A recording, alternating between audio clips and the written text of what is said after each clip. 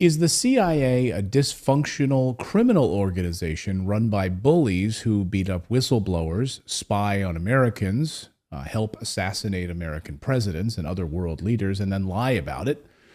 Well, when you read the book called Broken Whistle, A Deep State Run Amok, here it is, you'll likely reach that very same conclusion that I have. The book is written by a former CIA agent turned whistleblower, Pedro Israel Orta. Once he saw how broken the CIA was, he tried to fix it. He tried to fix it internally, go to his supervisors, warn them about it. Mike Pompeo, instead of listening to him, of course, they fired him, tried to ruin his life. Sound familiar? Of course, like the FBI whistleblowers whose lives have been ruined after they exposed the corruption at the FBI, this sounds all too familiar. What about those whistleblower protection laws that are supposed to protect people like Pedro? We're going to talk about that. We're going to talk about JFK. We're going to talk about so much more on today's show. Pedro Israel Orta is that former CIA agent, and he joins us now. Pedro, thank you for your bravery, and thank you for speaking out. Thank you for your book, and thank you for joining us. Thank you so much for having me on your show. It's a pleasure and an honor. Well, the honor is all mine. We talk about these we can get in. I want to get into your story here and what you went through with Mike Pompeo, what you went through at the CIA, bringing all of the sort of dysfunctionality to their attention and trying to fix it internally. I mean, you weren't running to the media, you weren't running to the New York Times, you weren't running to publications or Fox News or other places to talk about the dysfunction and the problems. You tried to do the right thing, it seems, from what I understand, and you were thrown out. So when we talk about these whistleblower protection laws that are in place to protect people like you, do they work? There are whistleblower laws in place for the intelligence community. Presidential Policy Directive 19, which is the equivalent of an executive order, which is the equivalent of United States Statute Code law. They're backed up by a legislative act, federal law, that codifies such protections. So the technicality is you've got laws in the book. The issue becomes in enforcement, the way these laws are enforced.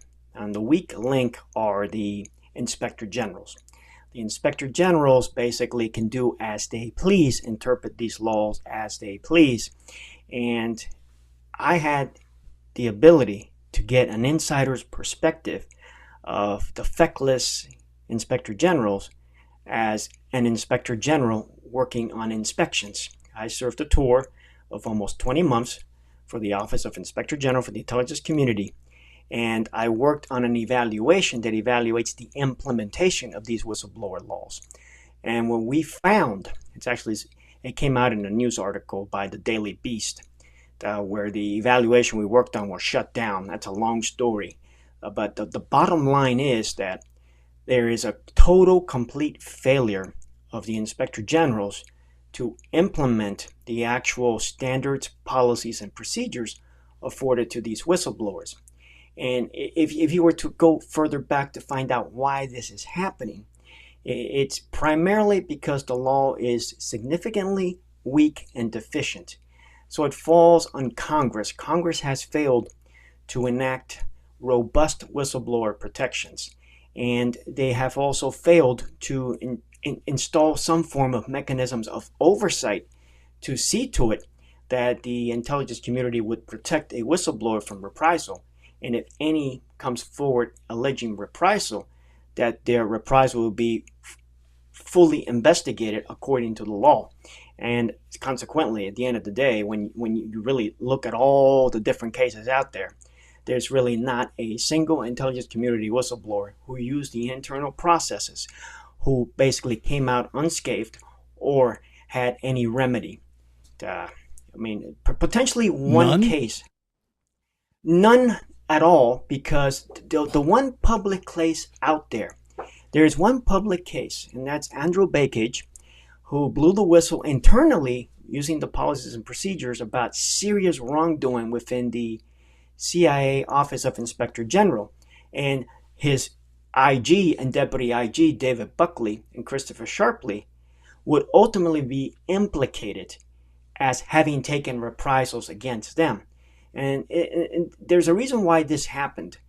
When I was serving at the ICIG, at the very beginning, we had Charles McCullough and we had Daniel P. Meyer in charge of the whistleblower program. Those two were staunch, ardent supporters of whistleblowers, and protections to a degree may have made some progress under them, but they were basically forced out. The long story on Charles McCullough, but the Hillary Clinton emails caused him to take a big hit with Congress, with DNI Clapper, and basically Charles McCullough basically checked out and retired and left. And it got left with interim leaders who were trying to cook the books, trying to force us, the investigators and the evaluators, to say that these reprisal protections were working. And when we determined that they were not, they shut down the evaluation. That's what's in the Daily Beast article that was leaked. And ultimately, they came after Daniel P. Meyer and chased him out. But because of Charles McCullough and Daniel P. Meyer, the Department of Homeland Security did an investigation on the reprisals against Andrew Bakich, and they determined that, yes, reprisals were taken against him. But here's the really bad part about this all. Despite the fact that these reprisals were substantiated, Congress had the audacity to hire David Buckley to be the staff director of the J6 committee. And when there was a public outcry by the civil society that helps whistleblowers, asking for David Buckley to be kicked out of that staff committee assignment, Congress had the audacity to say, no, David Buckley is a great man. He's been an honorable servant, served the government for 30 plus years. He's staying. So it goes back to the failure of Congress to have any accountability. Well, you say in the title of your book, "A Deep State Run Amok." I think there's a lot of people on the left who, when they hear the term deep state, just say, oh, that's MAGA Republicans running their mouth again about some conspiracy theory, tinfoil hat wearing. There's no deep state in the United States. You were in the belly of the beast. Is there a deep state that's actually running the United States government?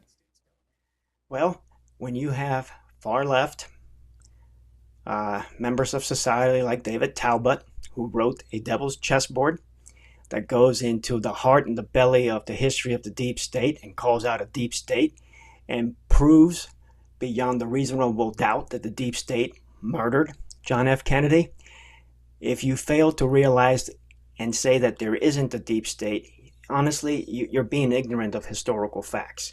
And as an insider, what I witnessed was that, yes, you do have it's a confluence of civil servants and political appointees who make the executive branch of government to be so powerful that they can circumvent a president, defy a president, or refuse to even comply with Congress. When you have elements of this bureaucratic state within the national security establishment that defy presidents and Congress, you do have a deep state run amok that basically acts as if it's above the law, refuses to comply with the law, and will take certain actions that certainly are in violation of the U.S. Constitution. You're here at an interesting time. We just got the new tranche of Twitter files, which were just released, which is all about the CIA, as journalist Michael Schellenberger has been going through these documents and the tranche of documents. And it shows, of course, at the heart of what the CIA is, right, is it's an organization that's supposed to protect us from foreign enemies. But when we learned from the Twitter files is that the CIA was actively working to undermine the United States, American populace, American citizens, silencing, blocking information, influencing the 2020 election. And does that sound, when you were hearing about the Twitter files, when you hear about these pieces of information coming out, does it sound like the organization you worked for? There's a couple of factors in place here. The National Security Act of 1947 established CIA and elements of what became the intelligence community. You have an Executive Order 12333 that pretty much provides the guidelines as far as what they're supposed to do, not to do, further refined by what's known as Department of Justice Attorney General guidelines. There are Attorney General guidelines for the FBI, for the CIA, what they can and cannot do. But here's a problem. how this has fallen off the rails or gotten off the rails or gotten out, run amok. When you have weaponized government power, what I mean by that is like the Patriot Act, counterterrorism authorities, counterintelligence authorities, you start crossing gray areas. Uh, Whereas the Attorney General guidelines, Executive Order 12333, is very black and white. If an American or any American organization gets linked in one way or another to a counterintelligence issue or counterterrorism issue, they can be flagged and designated for investigations or some kind of intelligence operation. And consequently, the CIA can get involved in those cases, but they do so working jointly with the FBI. And there are offices at the FBI and the CIA where you have both CIA and FBI. So what we have witnessed is they find loopholes and areas where they can get involved where technically they shouldn't be involved. Like, for example, Russia Crossfire hurricane. All you've got to do is have somebody who will lie, like the Steele dossier, and it creates a predicate to conduct an investigation. And now you've got the full force and fury of the U.S. government going after someone or individuals or organizations under these authorities that are just weaponized government power. You said something there about JFK just a moment ago. I want to kind of circle back on that. Is it, of course, Tucker Carlson on his show before he was fired from Fox News, I think for the first time really exposed the fact that the CIA assassinated or was in part responsible for the assassination of John F. Kennedy, President Kennedy, and from those at the CIA that confirmed it, and upon the documents, the classified documents, which would show all of them to all of America, that is the case. Is it your assessment from your research working at the CIA that the CIA did in fact assassinate John F. Kennedy? Yes, there's a couple points to consider. The CIA leaders, when John F. Kennedy took over, were essentially the same leaders under Eisenhower and Nixon. And Kennedy didn't want to rock the boat because his victory was marginal, a very, very weak win for the presidency. So he kept one critical leader called Alan Welsh Dulles. But the Bay of Pigs, he got lied to. John F. Kennedy was lied to by his national security establishment, and that's where we get that infamous quote where he wants to shatter the CIA into 1,000 pieces. So he literally went into a war internally with the deep state, the CIA, national security establishment. And in this war, he basically fired Alan Welsh Dulles. And he put in place John McCone as the director of CIA. Well, it turns out that John McCone was just a figurehead leader and didn't know everything that was going inside the CIA. Add to that the fact that Congress was failing to do oversight over the CIA. Congress was basically covering for the CIA by telling the CIA, hey, don't tell us everything you're doing, just do what you're doing. And it turns out that Alan Welsh Dulles was still running the CIA. And he was engaged in nefarious activities with Italian mafia, Cuban mafia type characters and actors. And there are just too many fingerprints of Alan Welsh Dulles and some of these shady figures in a conspiratorial job to take out John F. Kennedy. And a book by the name of The Devil's Chessboard by David Talbot, the founder of Salon magazine, and actually a liberal, gets into a lot of these details. And he also wrote a follow-on book called Brothers, which talks about Robert F. Kennedy Sr.'s quest to get to the truth behind the JFK assassination. And everything points to the CIA having a role in the assassination of John F. Kennedy. Not necessarily the established CIA elements, but the rogue elements of the CIA that failed to be under the leadership of John McCone and under congressional oversight. And that said, why would the CIA or the U.S. government not release all the documents? They want to hide something. If you're not releasing something, you're trying to hide something. They say sources and methods. Sources and methods? Methods of assassination, perhaps? Sources of who did the assassination? That's the logical conclusion to make. So direct answer is yes. Historically, there's proof that the CIA had its fingers in a conspiracy to assassinate John F. Kennedy and to cover it up, with Alan Welsh Dulles playing a prominent role in the Warren Commission that became basically like a rubber stamp act to cover the crime of not the century of that time, but probably the crime of the entire history of the United States. John F. Kennedy was also lied to about the USS Liberty. He was also lied to about Israel's nuclear program. It seems like there was a lot of lying from CIA to John F. Kennedy at the time, and they knew this, and they were pretty open about it. Is it common knowledge when you're like walking the halls of the CIA, or you're having a quiet dinner with other agents and you're talking about this sort of stuff? Do you guys bring this up? Do you talk about this? Is this something that, yeah, in normal company you wouldn't, but because you're with other CIA agents, it's a wink and a nod, and it's a glass of wine, and we know that the CIA was involved in this assassination? Sadly, when you enter the CIA, just like any government employee, you enter in with noble reasons, in service to the country, national security, defense the country from all, foreign and domestic enemies. You're kind of oblivious of some of this history. And it never really comes up, except as through the years when you get more training, when you get more exposure.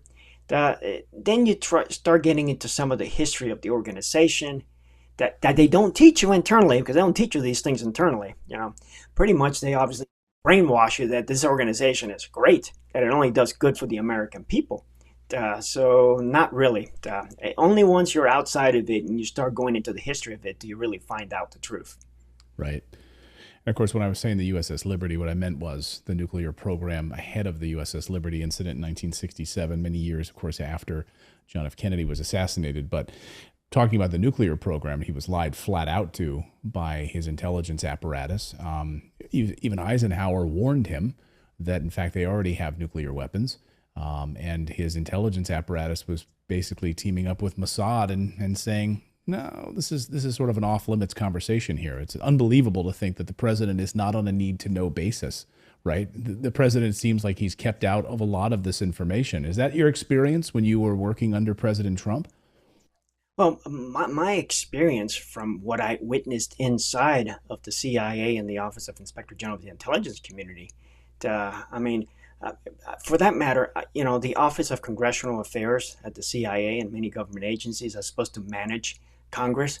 I would rather rename it the Office of Covert Affairs, because they're trying to shape and influence what Congress believes and knows. Similarly, the Office of Public Affairs is supposed to manage the relations with the public press, and so forth. I would rename that the Office of Propaganda Affairs, because again, they're there to kind of shape and inform these elements as far as what they want them to see. I witnessed firsthand, reading documents, how they were basically lying to Congress. And what I mean by lying to Congress is just flat out not telling them the truth, kind of just spinning it up, kind of restating it in a rosy way so that it's like, okay, there's nothing wrong here. Can you be specific? So Congress calls the head of the CIA, other higher ups in front of Congress for sort of normal congressional committee hearings and things like that. They're questioning them about different things that are happening at the CIA. They're prepared to go before Congress, and they are knowingly choosing to withhold information from Congress and change. You're seeing the documents, and the CIA is purposely hiding or changing information to present to Congress and lying to them. What information? I put one example in my book where there was a billion-dollar program that got absolutely butchered at the CIA. And the language that they gave Congress was, instead of telling Congress the truth, that the leadership of the CIA messed up this program, they had the audacity to tell Congress, we hired the wrong people for the job. I mean, basically, that's just about as ridiculous as it was. And I actually got to read the perspective from the people that were hired to do the job. And it was clear that it was just feckless management with just not having a clue what they were doing that messed this up. Then you have other things out there. I mean, the infamous testimony given by Clapper, where Senator Ron Wyden is asking him, does the NSA, does the intelligence community collect, against Americans? And Clapper is scratching his head, no. Flat out lie. What I find most astonishing is that, particularly, but by this time, Congress knew that the intelligence community was collecting against Americans. So I have no doubt that Ron Wyden was trying to get this on the public record. And I believe, honestly, that even Senator Ron Wyden was probably shocked this man would lie to him. Because it's no secret that the intelligence community is collecting everything like a vacuum cleaner, which is why you wanted to have these warrants for the FISA collection. And there are other examples out there. Anytime there's an intelligence failure, whatever Congress gets, I would be asking questions what they're not telling me, what I'm not getting. Because, there's another case out there by John Reedy where he was a whistleblower that used the internal process. And he used the procedures like I did. And in his case, it went to the Inspector General, it went to his supervisors, and there were some serious problems with some kind of technical program. And the agency didn't do anything to fix it. They basically just covered it up. Meanwhile, they stripped John Reedy of his job and his clearance. When he's trying to get the IG to investigate, the IG does not want to investigate. Ultimately, he ends up going to the Office of Inspector General. The Office of Inspector General, it basically punts back to CIA. The CIA is saying, no, we don't have to investigate. So John Reedy is not getting any protection. Then he goes to Congress. And Congress tells the CIA, you have to investigate this case of reprisal against John Reedy. The CIA told Congress, no, we're not going to investigate. Ultimately, Reedy ends up going back to the Office of Inspector General. And by this time, thankfully, the leadership there, Charles McCullough, Daniel P. Meyer, forced the CIA IG to investigate. Well, the CIA IG investigates, but does a shoddy sham investigation. So when the ICIG read the report, they send it back to the CIIG and tell them, you have to further investigate. This is incomplete. And to this date, there is no known knowledge that the CIIG ever correctly investigated this case. And he is still engaged in FOIA litigation to try to get reports that date almost 10 years. Wow. And ultimately, the truth has come out in the press that apparently this involved a technical program that reportedly, according to press reports, where perhaps dozens of assets were killed and rounded up. A serious intelligence failure that could have been averted had they listened to a whistleblower instead of taking reprisals against him. When you say assets, you mean human beings that were killed? Yes, human beings. That is correct. I want to wind the clock back a little bit here, Pedro, for our audience, just to give them some perspective on your history with the CIA. And your family fled communist Cuba, the tyranny of that government, to come to the United States. And I think back in the day, I think you probably saw the CIA. I mean, correct me if I'm wrong. I know you were sort of in the business world in Miami and trying to work your way up and working hard. And the CIA recruiters, you were at a session, you managed to meet with them and then go through that process. What was your sense what year was that when you first met with a CIA recruiter and thought maybe this would be a career path for you? What year was that? That was 1999, my final year of my upper undergraduate education, at about the 14th year of working in business post high school graduation. So this was pre 9/11. This was pre Patriot Act. This was, I think I remember my college years at the University of Pittsburgh. I would watch the X-Files and think maybe maybe I would join the FBI. Maybe this was a career path for me. This would be a great way to be a patriot. Support, go after bad guys, help America. When you first started working at the CIA, is that how you saw it, or did you see it differently? I mean, I'm a product of the Cold War of the 80s. Those were my teenage years. And growing up in Miami, from a family that fled Cuba, I witnessed firsthand the perils of communism with the family separation. I had a grandmother who, when her mother passed away, it had been 14 plus years, so she hadn't seen her mother, and yet here she was and couldn't go to the funeral. My father had cousins he never saw again, or it took him 20 years to see them. I had a grand uncle who was in prison as a political prisoner in Cuba. And growing up in this kind of a household, seeing firsthand the effects of tyranny, how it destroys families, and then being a product of the Cold War of the 80s, foreign relations, foreign affairs, intelligence operations, defense-related affairs were of significant interest to me. So, I mean, I went in with high hopes, optimistic that I can go in, serve this nation, and, defend us from foreign and domestic enemies. And, then you have 9/11. Now you've got a serious, issue here where you've got a global war on terror. So I was very gung-ho, serving, in every capacity I can to defend and protect this nation.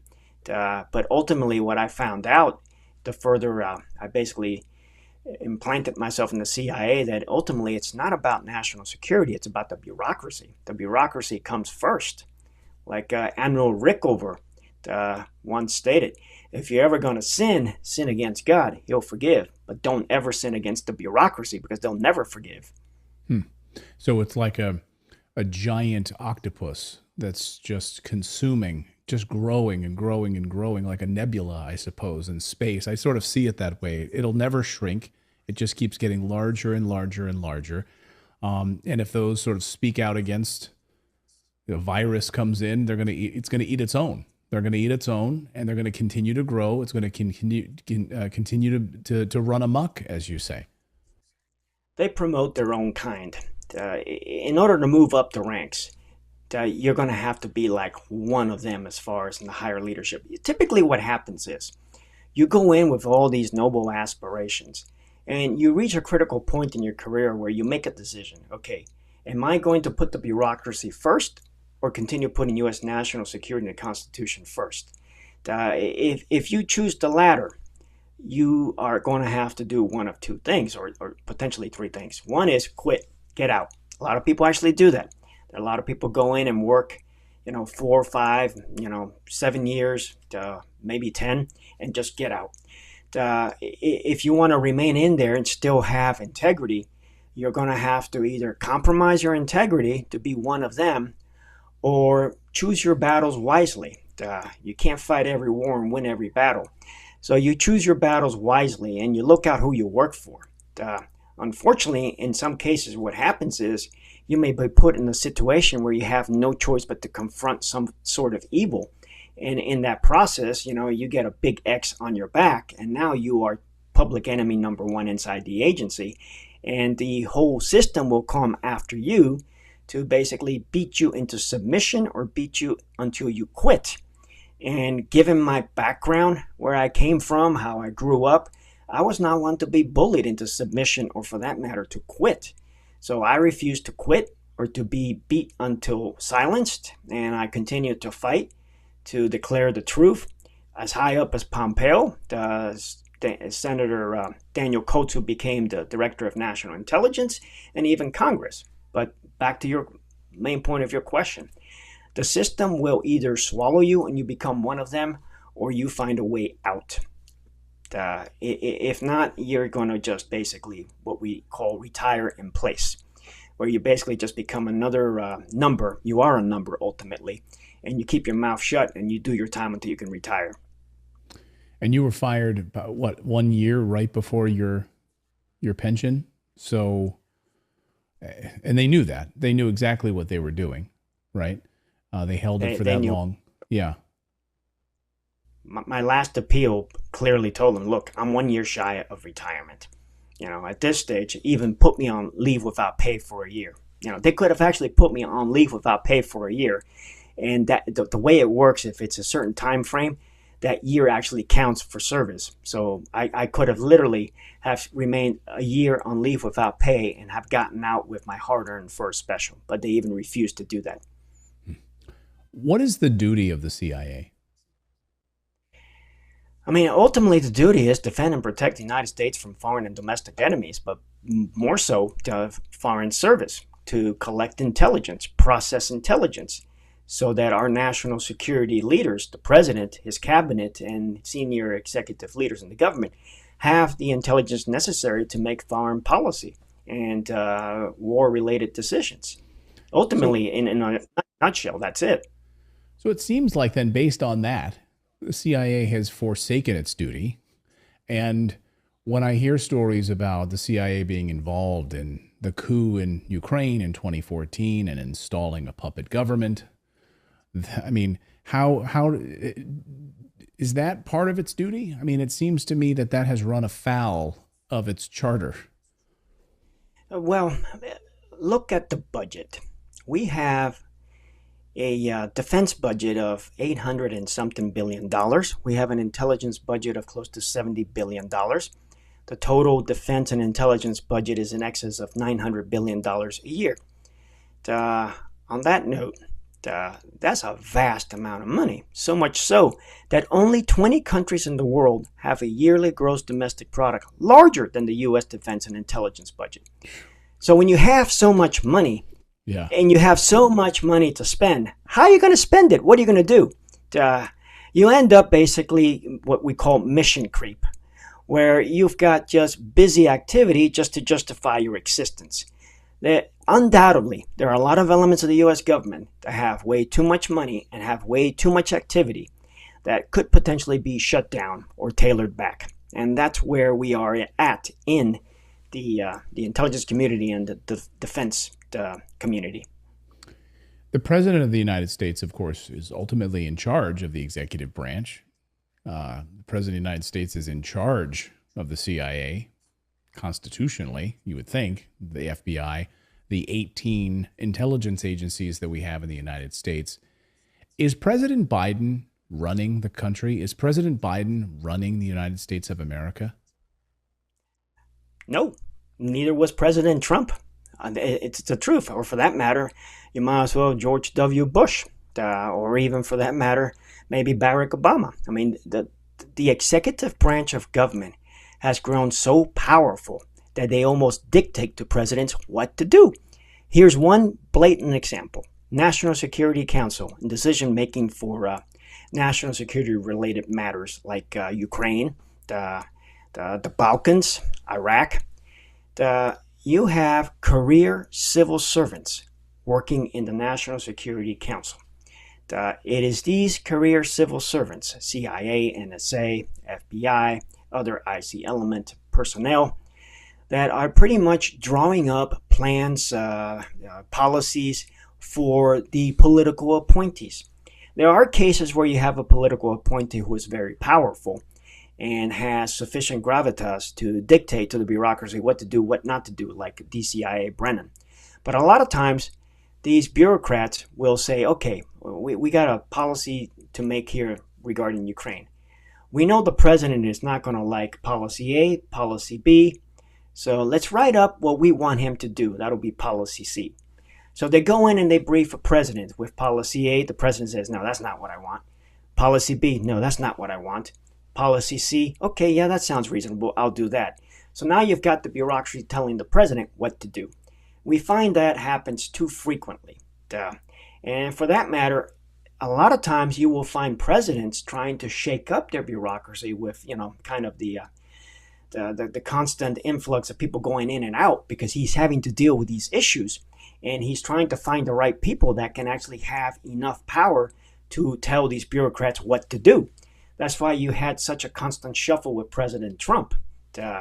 And ultimately, the bottom line is that no president is completely in control of his government. And that's because that is just how powerful the executive branch has become through the years. When you have tens of thousands of employees in the executive branch, how can any one person really be in charge of it? This, to me, is a hydra that has just exploded right now. How are you doing now? Now, how far removed from the CIA are you at this point? How many years removed are you, and what has life been like for you now, post what should have been your retirement? What do you have to deal with on a daily basis? What has it been like for you now that you're outside of the belly of the beast? I mean, it took me a couple years to kind of shake off the ill effects of what I suffered physically from the rigors of working in war zones, the body contaminated, several health issues, the similarly just the toxicity of the bureaucratic bullying, the getting free from all that took quite a bit of time. The biggest issue I have had is the damage this has caused to my daughter. I have a daughter who was born in a foreign country. Getting her here was a long process because of issues with the job back during that time frame in the early 2010s. Ultimately, when we finally are settled in, and doing well in the Northern Virginia area, I run into this incident of whistleblower reprisals that basically wrecked my finances, having to spend tens of thousands of dollars on a lawyer, not getting any jobs, basically being chased out of CIA. Caused hardships on my marriage that basically led my ex-wife to move back to her native country with my daughter. So this has separated my daughter and I.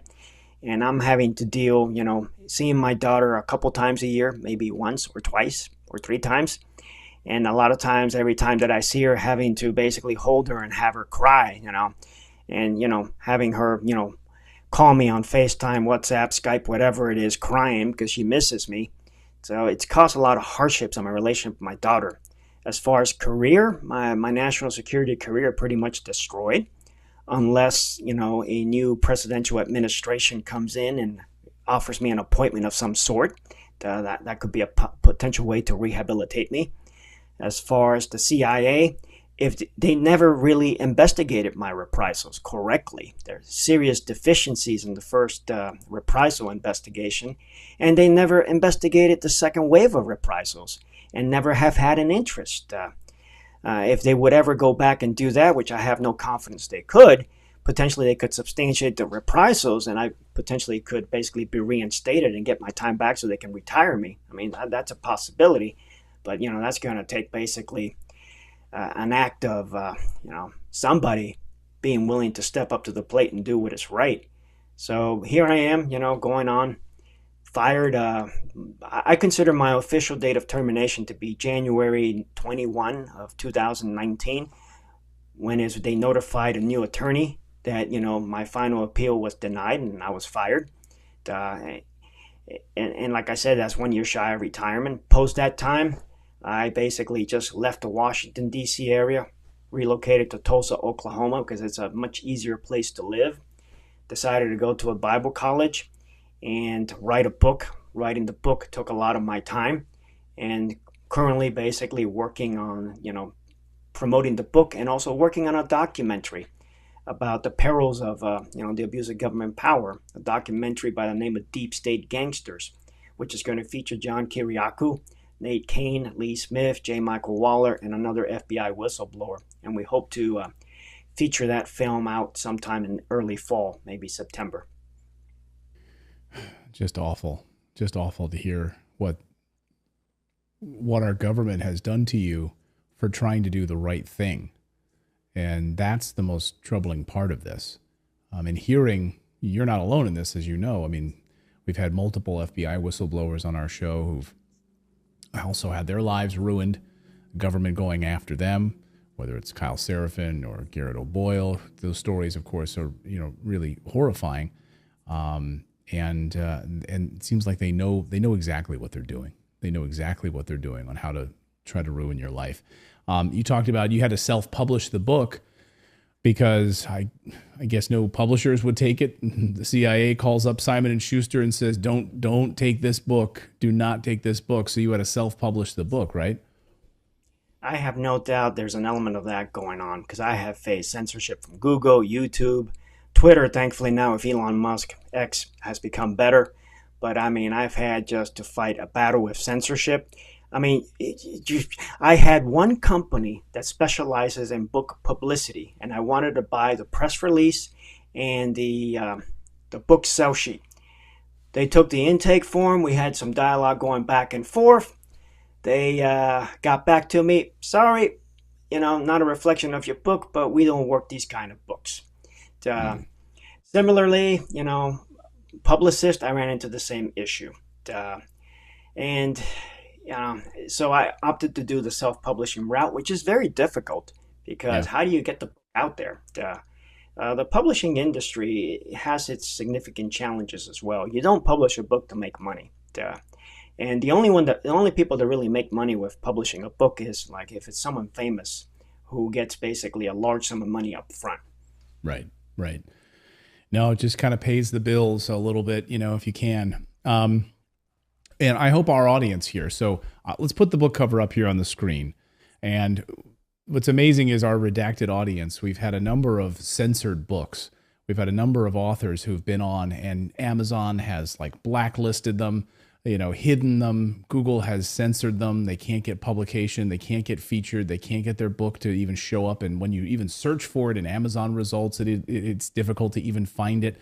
And our redacted audience is amazing. And they've taken those books, to number one on the Amazon charts.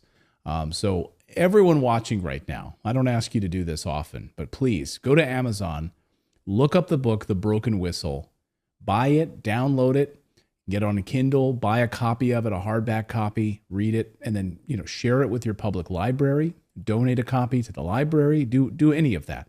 And support an American patriot who is trying to do the right thing and trying to get this institution fixed. I guess I'll ask you this, Pedro, do you think the CIA is fixable? And I know you seem like an optimistic person like I am. Do you think it's fixable or it needs to be totally destroyed? It's a tough question. I mean, there are things the CIA does well, undoubtedly. But then when you look at the history of how many times they have failed, then you really begin to question it. And then the toxic nature of a bureaucracy. I mean, there are times in history where you have no choice but to completely gut an organization and start from scratch. That's what we did in Iraq with the Iraq Intelligence Service and the military. You have no choice but to do that.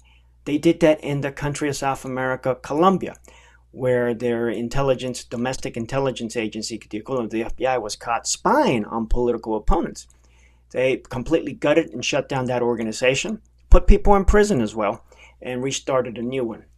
We are at a time in our history where we may have no choice but to seriously consider gutting some of these organizations and rebuilding them from scratch or peeling off certain elements.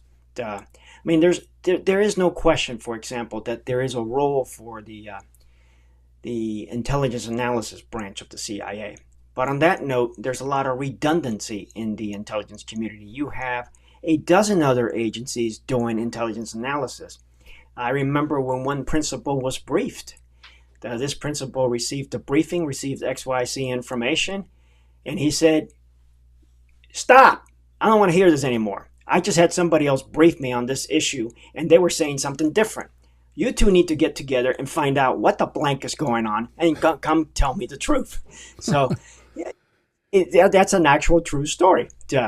So hard questions need to be asked. It may be time for another church commission, but I would not just rely on politicians. I would bring in outsiders like Jonathan Turley, Alan Dershowitz, Elon Musk, other people who have been successful in other endeavors to do basically a deep dive and find out, is it salvageable? And if it is, how can we salvage it? Or do we recommend doing something new?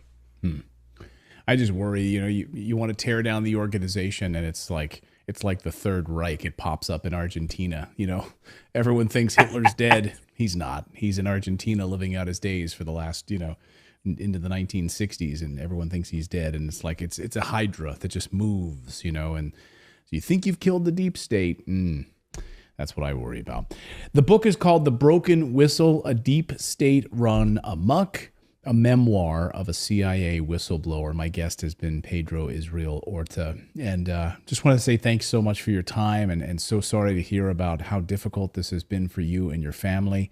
Hopefully there's a future administration that will point you in high regard and have you go in and maybe help clean house I hope maybe a future Trump administration or RFK Jr. administration would be open with eyes to hearing all of that. Pedro, thank you so much for joining us.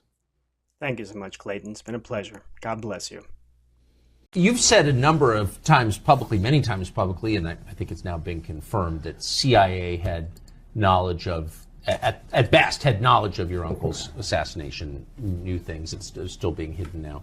What do you think, and that's obviously true, what do you think the motive was in that killing? Well, I think the people who were involved in it, the specific people who were involved in it were almost all associated with the Miami station, which was the largest CIA station at that time, and was basically, it was the Cuban station. And the people who were involved in that station were people like Bill Harvey and David Atlee Phillips, who was clearly involved in my uncle's assassination. He was, by all evidence, he was Lee Harvey Oswald's handler at the CIA. And then E. Howard Hunt, who made a confession, David Morales, who is the chief hitman. He ran the Operation Phoenix program in Vietnam. He killed 10,000 people, civilians over there, murdered them. And he also gave a confession of being in Dallas. And then there were most of the people were associated with Cuba, and the impetus came from that group of people who were angry at my uncle for not sending an air cover during the Pigs invasion, and then even more so after the 1962 Cuban Missile Crisis. My uncle then developed this friendship with Khrushchev, and he shut down all of the Cuban attacks by Alpha 66 and these other groups that were harassing Cuba. They were sinking ships, sinking Russian ships. They were operating flotillas out of South Florida and doing raids on. And my uncle and father sent the Coast Guard down to confiscate their boats and their weaponry and to arrest the ones that continued to do it. And those people, those individuals, were also, have been traced and tracked to the assassination, over the years. And they're now. There's been, there's millions of documents. I mean, but why not release all the? What doesn't make sense to me is why not just admit it now? I mean, no one you describe is still alive. There's no living person. Everybody now, virtually. So why wouldn't Biden declassify these documents? I don't know why, and why would Trump not? I agree. I know why Trump wouldn't, because he was convinced by Mike Pompeo not to. So, and it's not an excuse, but not, Yeah, but we don't know what Mike Pompeo said to him. No, but that's the point. Like, what could possibly be the law requires them to do it. So the JFK assassinations law required that all documents be released by 2017. Yeah. And yet they refused. So they. But it suggests that there's something about big 4,000 of them. That are left, and you have to assume. And again, I try not to talk about things that I cannot document. Right. But I think it's a fair assumption that they're not protecting individuals; that they're protecting some institutional interest. What's the most powerful institution in American life? Well, I'm not going to. I don't know. I don't know.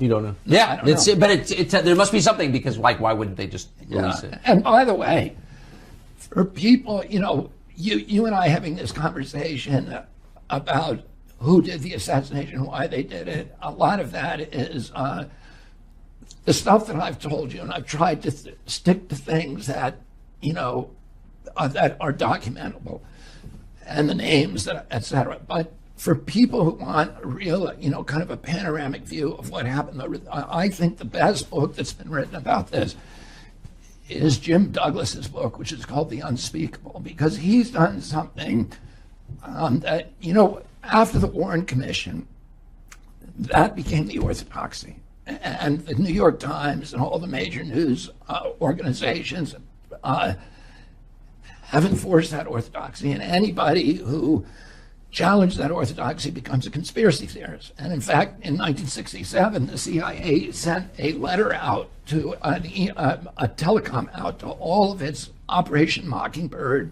people, which are all the assets it had in the American press, more than 400 people, editors, senior writers in the American press, saying, from now on, anybody who questions the single gunman theory of the Kennedy assassination should be characterized as a conspiracy theorist. So they didn't coin the word conspiracy theory, but they popularized it with that memo. They sent a memo out to all their stations saying that talk should be discouraged. So but what happened after that is then in 1979, the House Assassinations Committee met for a year and a half, and they looked at much more evidence than the Warren Commission did, including, Alan Dulles. Alan Dulles had run the Warren Commission. He was the head of the CIA who my uncle fired. When my uncle died, he said, I'm glad the little shit is dead. He thought he was a god. That's what he said to a young reporter.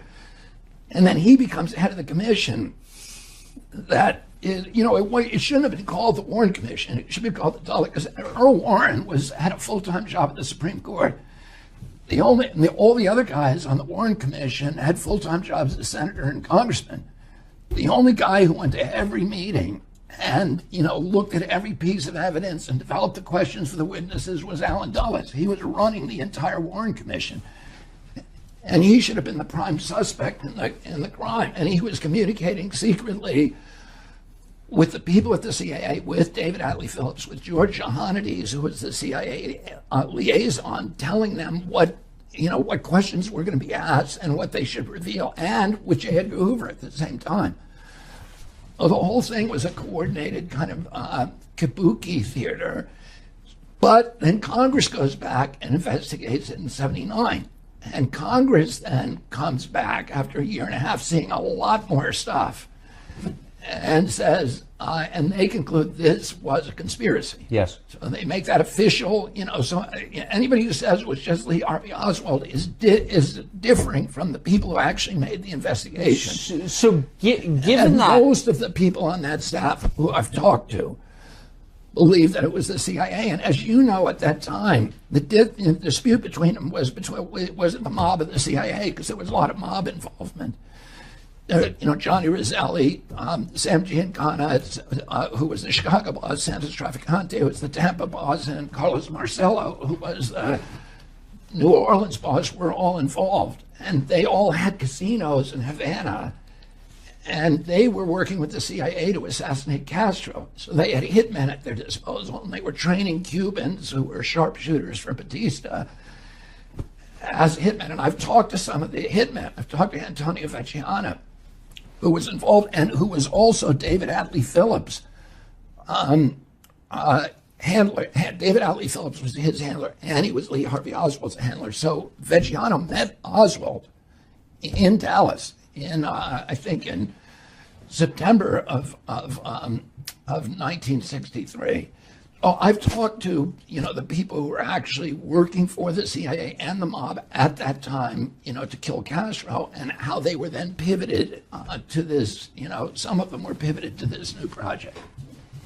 if you become president, what do you do about those 4 million federal employees, about the agencies which are running effectively as autonomous governments within our government? Like, how do you? When was the last president who controlled the agencies?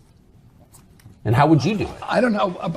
I feel like I'm probably, and I don't want to seem like I'm being vain, but I feel that because of the confluence of my experiences over the past 40 years, that I'm actually probably the only one that can unravel that agency capture. And let me tell you this, my daughter-in-law, who is co-running my campaign with Dennis Kucinich, Amaryllis Fox, was a CIA agent in the clandestine service for most of her career.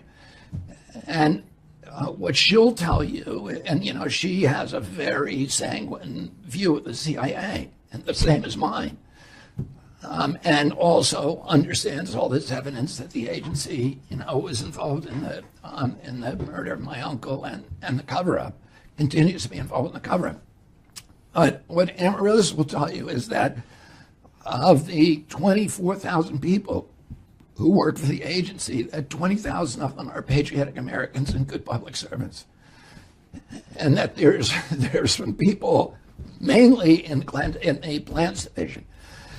The espionage division, the CIA, is made up of extraordinary people, principally, who are doing an important job of protecting our country. The espionage division is the division that does information gathering and analysis, and the president needs that. The plans division is the action division. They're the ones that assassinate people, fix elections, overthrow governments, and do all the things that I think we're paying for in our foreign policy today and in our domestic policy. My father was going to separate those two divisions. My uncle ultimately was going to do that too. My uncle thought the CIA, he came out of his office during the Bay of Pigs and he said, I want to take the CIA, shatter it into 1,000 pieces and scatter it to the winds. He then asked my father to run the agency. He said, you're the only one I trust to do this. And my father said, and my grandfather said, you can't do that. You can't, it would be like Molotov and Stalin. You can't have the brother of the president running a secret spy agency with all this extraordinarily hidden power. So they brought in John McCone to run it, but John McCone, was not able to handle it. And my father, a week before he died, told one of his closest friends, Pete Hamill, who you may have known, but he was... Pete Hamill, the journalist? Yeah, the journalist. Yeah, of course. He told Pete Hamill said, what are you going to do about the CIA? And my father said, I'm going to separate the plans division from espionage, and that's the only way to make it work. And that still makes a lot of sense today. Incidentally, I had dinner with Mike Pompeo, 3 weeks ago. And he said something really interesting to me. Wait, you had dinner with Mike Pompeo 3 in Las weeks Vegas. ago? Yeah. And he said something. What was that like? It was the weirdest dinner I've ever been to. If I told you the other people were at that dinner. Well, because I just can't imagine I know Mike Pompeo. I'm not attacking Mike Pompeo, but I can't imagine two people with more different views. No, I've always, I have a kind of natal hostility toward Mike Pompeo, but I never knew him. But just because he was, for people who don't know, he was the CIA director and he was Secretary of State under Trump. But he's an interesting guy. He's smart. Very smart. He's Harvard. I think he went to Harvard Law School. He did. Harvard undergrad, and I think he had a military career. Army officer. Yep. And he, he's by all. On paper, he's kind of a great American. By all, his CV is extraordinary. And you never know. You make judgments about people before you meet them. And my judgment about him, I still don't know what to think of him. But what he said. So you wound up at dinner. I'm sorry. Yeah, Bobby Kennedy and Mike Pompeo in Vegas at dinner. If I'd stumbled across that, I would have stopped. It wasn't just the two of us. It was the rest of the group makes the story even weirder. So I'm not even gonna. I don't know if I'll even go there.